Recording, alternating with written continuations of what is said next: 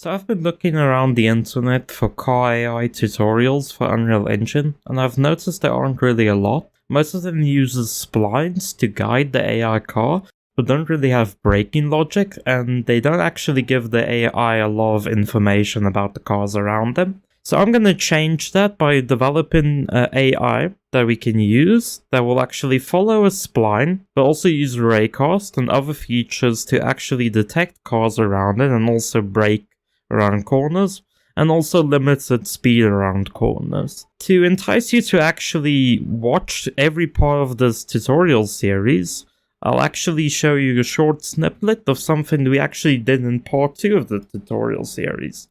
Now by part 2 of this tutorial series, you should probably have something like this. You can see he's using a raycast to detect how much he should be braking. And he's also following the line we told him to. He's still a bit slower out in the corners, but as the series progresses, we'll actually make him a bit faster around the corners. Now we'll start by creating a new project. I'll be using UE5, but you can technically use UE4. I'll be using the Chaos Physics engine, but this should probably work for PhysX. So let's start by using the Vehicle Advanced template and just creating a new project. Once you're in the project, we should start by duplicating the default car. Go to your Vehicle Advanced blueprint, and then taking the Chaos Vehicle blueprint, we'll just duplicate it. And we should just call this AI car. Now we're just gonna delete all the code in AI car because we're not actually gonna utilize any of it. We're gonna write our own code. So just delete every single function. Also delete your everything except the camera, because we want to actually spectate the AI doing stuff. So at the end of this, you should only have the mesh, sprint arm, chase camera, and vehicle movement component. Now we're gonna add a spline component that will act like the path the AI car should follow. We'll do that by just creating a new blueprint class. It will be an actor. You can call this anything you'd like. I'm gonna call it lane because that's what it's actually gonna be later on in the tutorial series. I'll just open that up. And then at the components, you just add a spline component. Now that's all you have to do here. Now that you're in your scene, you can just go take your lane, drag it into the scene, if only Unreal would allow me, yeah. Now you see it's just a simple line. You'll see at this point, the end dot, you can actually click on that, and by holding Alt while you drag out, it will create a new point in the spline. So if you want straight, you can just drag repeatedly. And just drag there, drag. You can get the general feel of how you want to lay this out. You can do that yourself. I'm not really going to go into the technical of how you should lay this out. It's just important to know this is the path the AI car will be following. I'll also go and delete all these extras on the track, like these bumps and ramps, because they actually just interfere with us creating a basic AI, like the fundamentals at least of the AI car. And yeah, this should be enough to show you what you need to know. Now, to make this lane actually mean something, we'll take our AI car, open it, then we'll add a new function. We'll call this getLane. This will be the function that primarily actually directs us towards the path we just created. This getLane function will actually have an input, and the input type should be of a spline. So you just take spline component, object reference. And we also need to change it to an array because we want to receive multiple lanes in the future. Now we'll just call this one splines. Now we'll take the splines and get a copy of it. Get a copy of the first index, which is 0 of the array. Then we'll just find the tangents closest to world. This will just actually direct us towards the path. Now, to direct us towards the path, though, we need a reference to our actor's location. So we get actor location, and I'm going to put it into the world location. But it's important to note you should put the coordinate space to world. We're not trying to reference a local space, we're always going to reference a world space. So now you just add a normalize load. Normalize, yeah. And then you multiply this value with another value.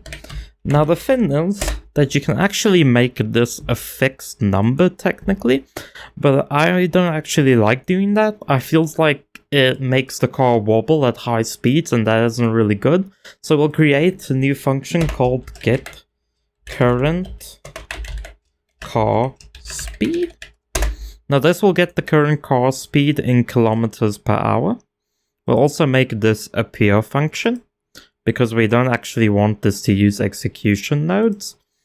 And now we just make a simple math calculation to just get the current car speed.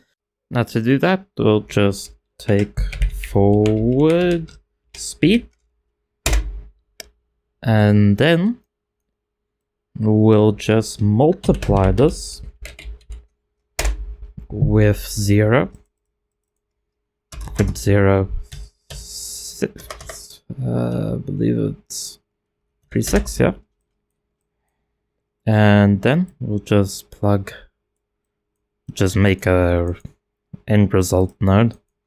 So we'll just get current car speed, put an output, and this will be our float. Make sure it's not an array, only a single, and then we'll call this our speed.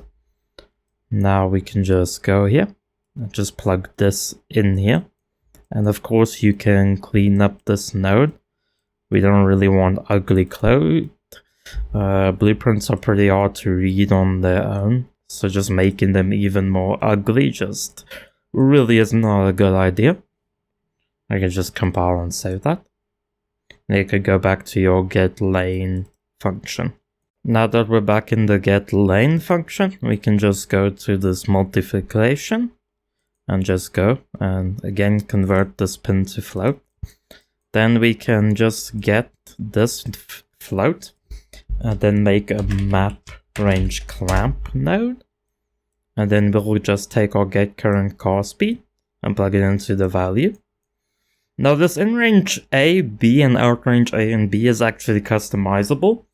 If your car wobbles when you're trying to follow this tutorial, it's probably because of this map range clamp. You should adjust the values to fit your game. For me, I found 20 on A, in range A, 80 on in range B, 50 on out range A, and 500 on out range B to be pretty good. Now, that of course depends on your game, so you should adjust it to fit yours. Now this multiplication, we'll just use a add node, and then we'll take our current actor location and we'll plug that in. We're just going to use reroute nodes because we don't want our code to look ugly. Now when we go to this plus node, we should just get our index 0 again and then use find location closest to world location, and then we'll plug our plus in here. It's important to put coordinate space to world. Now with this find location closest to world location node, we'll just take this return value and then we'll put it in a find look at rotation. Now we should actually use the return value of this as the target location, and then we should get our actor location. You can just make a reroute node, and then we plop this into the start. I'll just again use a reroute node, and now we'll take this find look at rotation, use a delta rotator. Now the A value will be the find look at rotation, but the B value will be our get actor rotation. And then we'll actually break this or split the struct pin and use the return value z, or the yaw, as our steering input. But we can't use this because it will be between -90 and 90. We want it will be everything except 1 and -1. So we'll use a map range clamp node, and then we'll make the in-range value -90, the in-range be 90, and the out-range should be -1 and 1. Now that you're done here, we should make a output.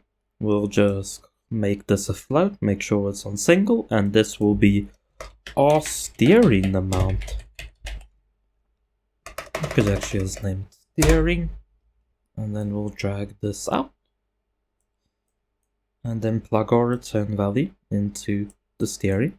Like I said, you can clean up the code after the fact, and I'll maybe even make a video where we actually clean up this code, because keeping your code clean is really important.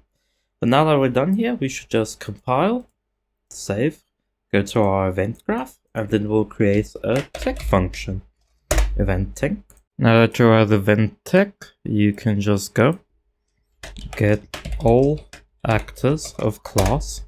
Now this actor class will actually be our lane actor we created earlier, and this will get everyone in the world. We'll use that for now, and then we'll use our get lane function, then plug in our out actors from the get all actors of class into splines. We actually made a mistake earlier at this get lane function. The splines actually shouldn't be the spline component, it should actually be the lane you created. So here's a lane, object reference, compile, save. Now it's also going to error out here. You just replace that and use a get node. Use a get a copy again. And then you should just plug all this back again. Find location, plugs in spline, and then we'll plug this in. Should also convert to a spline. Compile, save. Now if you go to your event tick, then we could just plug our out actors into the spline, compile, save. Now all the errors are gone. Now we should just set our steering input. And this means that we can just drag our get lane into the set steering input. Now based on where the spline is from the car, it will actually steer towards the spline or the lane. Now to test this, we're actually going to do a temporary thing where we're going to set a throttle input. We'll set it about 0.3, and then we should also take our vehicle movement component, copy that, put that into the target, compile, save. Now in your scene, just take your AR car, drag it in, and it's also important that you go to your AR car, scroll down, or you can just search possess, auto possess player. We should be possessing it by player 0, and then when we hit play, you should see the car moving slowly because we set it to 0.3 throttle, but you'll see it's actually following the path we created, just not very well. We'll actually fix that in the next episode by adding a line cast, or a line chase, sorry. And then we can also tell it which corner it's at by using triggers and enumerators. For now, this is where we're going to leave it off. If you like the content, please subscribe since it helps me out with the algorithm. Hit like if you liked the video, hit dislike if you didn't. But anyway, thank you for watching, good night.